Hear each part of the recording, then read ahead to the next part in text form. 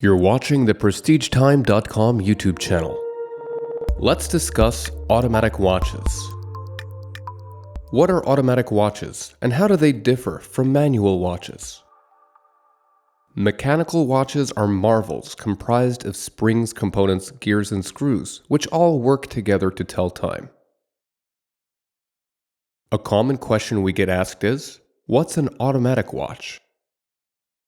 There was a point in history when all watches were mechanical and required manual winding in order to be powered. These watches were typically wound via the crown, which in turn tightens the mainspring inside the watch. The mainspring is the power source of all mechanical watches. Once wound, through a series of gears and components known as an escapement, the mainspring's tension is incrementally released, which powers the watch. What makes an automatic watch, which is also known as a self-winding watch, different is that it has a weighted rotor mounted to the back of the movement. The rotor is usually shaped in a semicircle and is connected to the mainspring via a series of gears. With the motion of your wrist, the rotor spins on an axle and in doing so winds the mainspring, which in turn powers your watch. What is a power reserve? Before we delve into automatic watches, a term you should be familiar with is power reserve. A power reserve is the amount of time that it takes for a fully wound watch to unwind. Most mechanical watches have a power reserve of between 36 and 42 hours. This means that the watch can run for that duration on a full wind. Some watches, like this IWC model number IW5007, have an impressive 7-day power reserve, and it also features a complication called a power reserve indicator, which shows you how much power remains in the watch. Please refer to the manufacturer's specs to familiarize yourself with what duration you can expect from your watch's power reserve. How to get the most out of an automatic watch. Picture the mainspring inside a watch. When you first get an automatic watch, the spring is completely unwound, and it therefore needs to be wound. Moving the watch around will cause the rotor to spin, which in turn will begin winding the mainspring.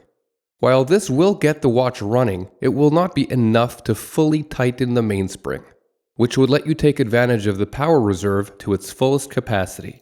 It is therefore important to first wind the crown about 30 to 40 times, which is enough to completely wind the mainspring on most watches.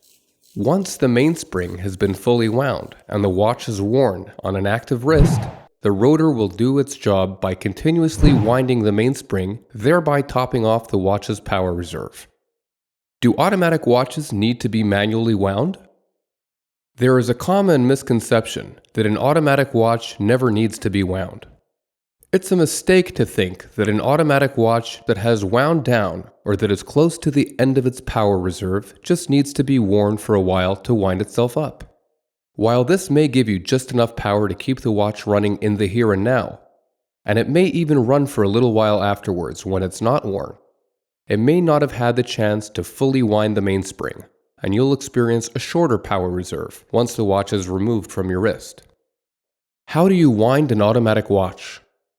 A watch is wound via its crown, in most cases clockwise. Keep the crown in its pushed-in position and wind the crown clockwise. If your watch has a screw-down crown, you first need to unscrew the crown before winding. Once you have manually wound and set a watch, it is now ready for use, and if you wear the watch daily, an active wrist should be enough to keep the watch fully wound, even if you remove the watch overnight. However, we do advise to fully wind the watch manually if it hasn't been worn for most of its power reserve duration. People who are not very active, like those who sit at a computer for many hours a day, don't always move their wrists enough to fully wind a watch, and in which case, they may need to give it a boost every so often by winding the crown about 30 to 40 times.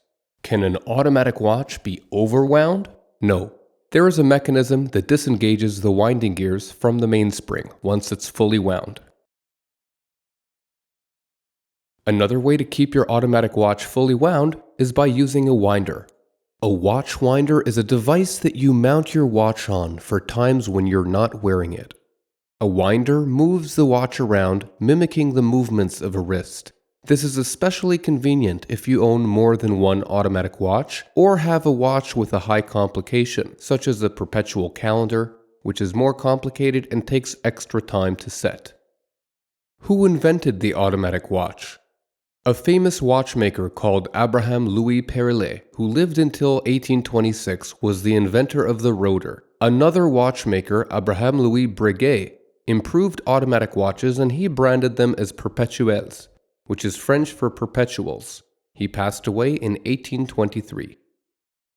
It was only after World War I when Émile Bourret, the technical leader at Rolex, developed and patented a more modern rotor system, and it is his system that is the one most automatic watches use today. If you enjoyed this video, remember to click the like button and subscribe to our channel for our future videos. And look for our social media links in the video description so you can follow us on Facebook, Twitter, Instagram, and Pinterest. Thanks again for watching from all of us at PrestigeTime.com, the most trusted name in luxury watches.